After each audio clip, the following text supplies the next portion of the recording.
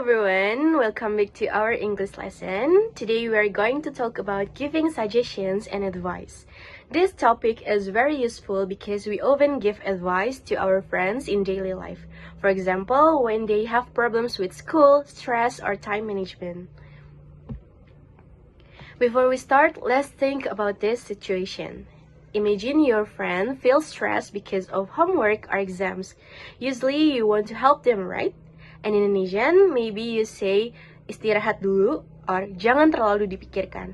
Now the question is, how do we say those ideas in English? That's why today's lesson is very important. After this lesson, you are expected to be able to give suggestions and advice, respond politely when someone gives advice, and use these expressions in simple daily conversations. So, what does giving advice mean?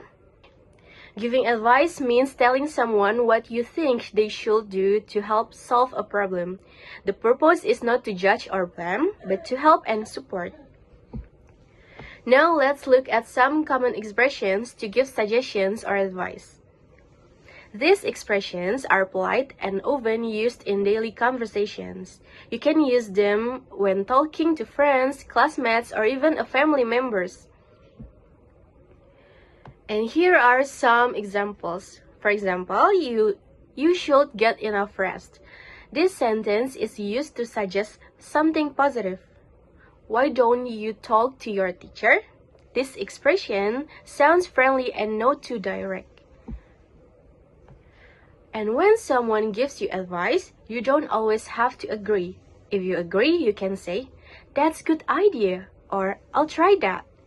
And if you don't agree, you can say or refuse them politely by saying, "I'm not sure about that." The most important thing is to stay polite. Now let's practice together. Please complete these sentences using the expressions we learned. You can say your answer quietly or think about it in your mind. Next, imagine you are working in pairs. Student A tells a problem, for example, about school or stress, and student B gives advice using the expressions we learned today. So this activity helps you practice real communication in English. Before we finish the lesson, think about this. Which expression did you use the most today? Was it easy or still difficult for you? This reflection helps you understand your own learning. So, alright everyone, today we learned how to give suggestions and advice. Remember, English is not only about grammar, but also about how we communicate and help others.